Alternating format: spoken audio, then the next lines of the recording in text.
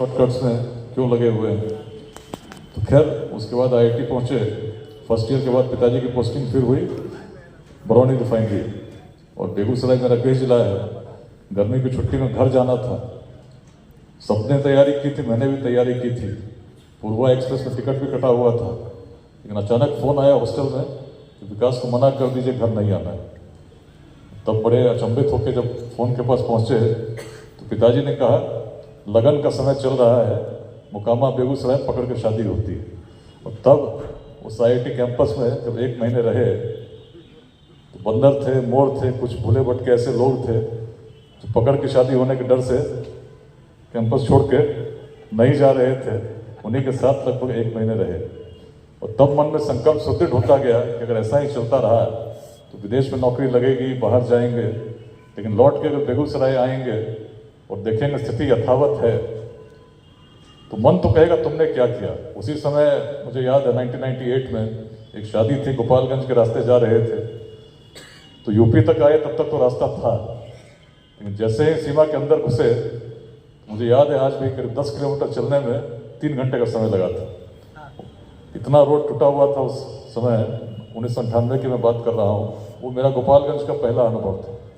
दूसरा अनुभव आता हूँ, बैकग्राउंड बताया मैंने किस प्रकार से बाल्यकाल से चल रहा था। बगहा आए तो कहा गया कि भाई आपको अब आराम से रहिए, यहाँ चीज़ें बदलने वाली नहीं है। अंग्रेजों ने लिखा है यूनिवर्सिटी ऑफ क्राइम, पत्रकार कहा करते थे मिनी चंबल। उस परिस्थिति में जब पहली किडनैपिंग हुई, झटका तो लगा ही था।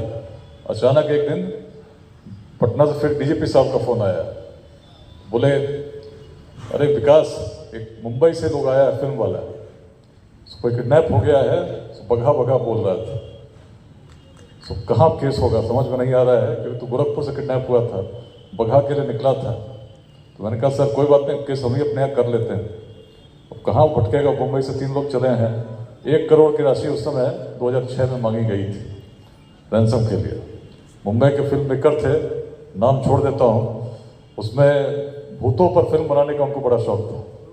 और बगहा में एक जगह है जहाँ भूतों का मेला लगता है, तो उसी का फिल्म बनाने के लिए वहाँ से चल रहे थे कि अचानक गोरखपुर से चले तो, लेकिन रास्ते में जहाँ पहुँचना था वहाँ नहीं पहुँचे।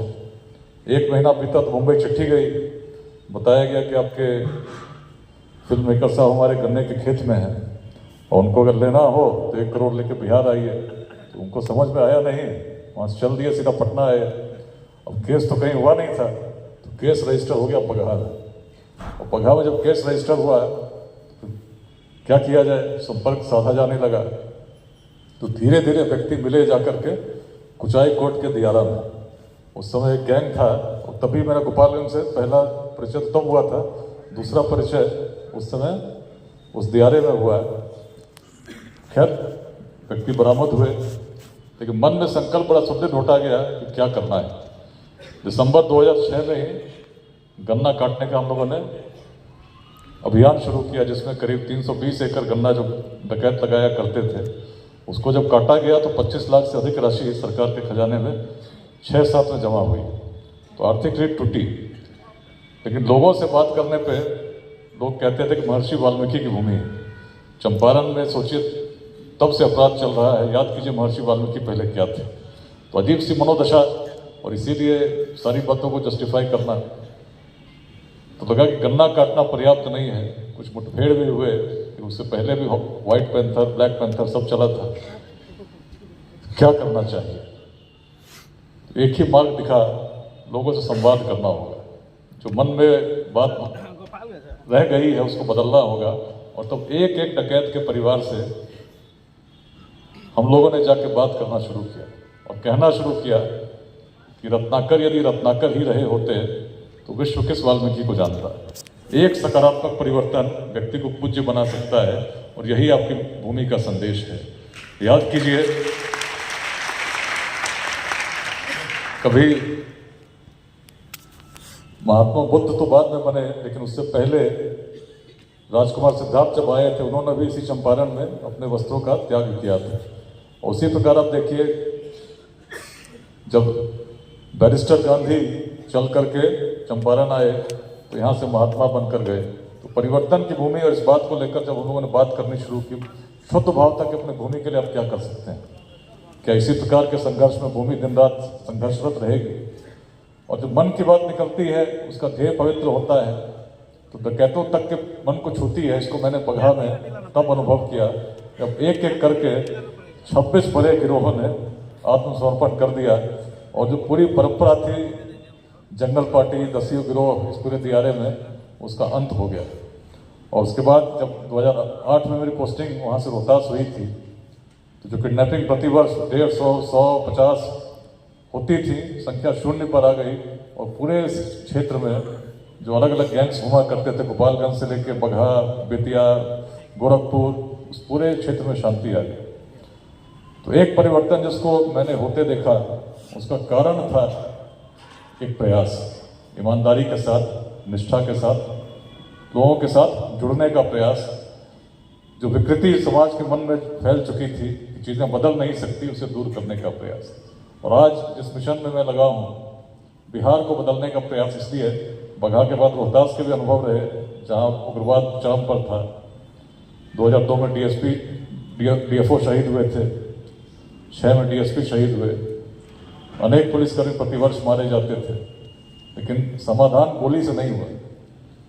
आदिवासियों के साथ पर्वत के ऊपर संवाद करने से हुआ, और हर आदिवासी के मन में उनके पूर्वजों के गौरव को जागृत करने से हुआ।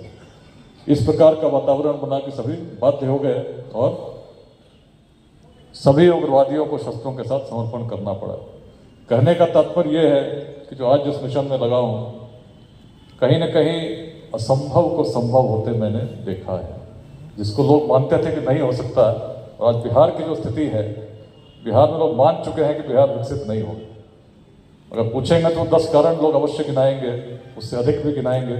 घोर जातिवाद है, बड़ी जनसंख्या है, इतना पिछड़ापन है, अनेक कारण अगर बताना पड़े तो लोग एसेज लिख सकते हैं, लंबे लंबे किताबें लिख सकते हैं कि बिहार क्यों विकसित नहीं हो सकता। लेकिन मेरा मानना बड़ा स्पष्ट है कि निश्चित है, यदि बिहार जागृत हो गया, यदि जाति, संप्रदाय, लिंग भेद, विचारधाराओं के मतभेद से ऊपर हर बिहारवासी को हम एकीकृत करने में सफल हो सके, और उनकी ऊर्जा शिक्षा के विकास में, समतामूलक समाज के निर्माण में और उद्यमिता की एक व्यापक क्रांति लाने में लगा सके, तो निश्चित है कि अपने जीवन काल में 2047 से पहले एक ऐसा बिहार हम निर्मित कर देंगे जिसमें शिक्षा के लिए, रोजगार के लिए और स्वास्थ्य के लिए किसी को बाहर जाने की आवश्यकता नहीं होगी। और ऐसे बिहार में सबसे महत्वपूर्ण भूमिका यदि किसी की है तो आपकी है, क्योंकि आज बिहार की जो जनसंख्या है 14 करोड़ है, और 14 करोड़ जनसंख्या में लगभग 9 करोड़ ऐसे लोग हैं जिनकी आयु 30 वर्ष से कम है। सबसे बड़ी युवा जनसंख्या को लेकर आज हम आगे के लिए स्वप्न जब देखते हैं, तो जब तक इस युवा जनसंख्या को हम उत्कृष्ट शिक्षा नहीं दे सकेंगे, उचित रूप से स्किल्ड नहीं कर सकेंगे, तो निश्चित है कि छोटे से रोजगार के लिए भी उनको बाहर जाना पड़ेगा। आज बड़ी संख्या में जब बिहार से लोग बाहर जाते हैं तो बड़ी पीड़ा होती है। जनसंख्या तो बढ़ती रहेगी, लेकिन जो जनसंख्या हमारे पास आज है, जो विद्यालय में अध्ययनरत है, यदि उसको हमने ठीक से ट्रेन नहीं किया, और ट्रेनिंग का मतलब केवल सरकारी नौकरी नहीं, सरकारी नौकरी तो किसी पार्टी की सरकार आएगी शायद 1% दे सकेगी। जो नई शिक्षा नीति आई है उसका भी मुख्य रूप से ध्येय यही है कि अधिक से अधिक संख्या में हमारे विद्यार्थियों का कौशल विकसित हो, स्वरोजगार की ओर जब बढ़ें, स्टार्टअप्स की ओर बढ़ें, तो सफलता प्राप्त कर सकें।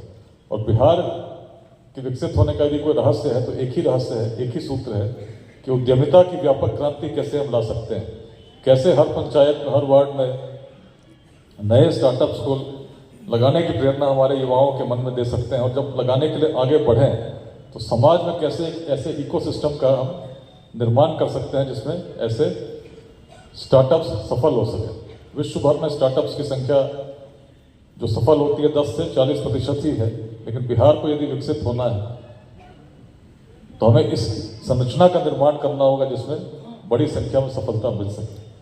बिहार के विश्वास का कारण क्या है? क्या कारण था कि उस प्राचीन काल में जब रोड नहीं थे, टेक्नोलॉजी नहीं थी, सूचना के तंत्र नहीं थे।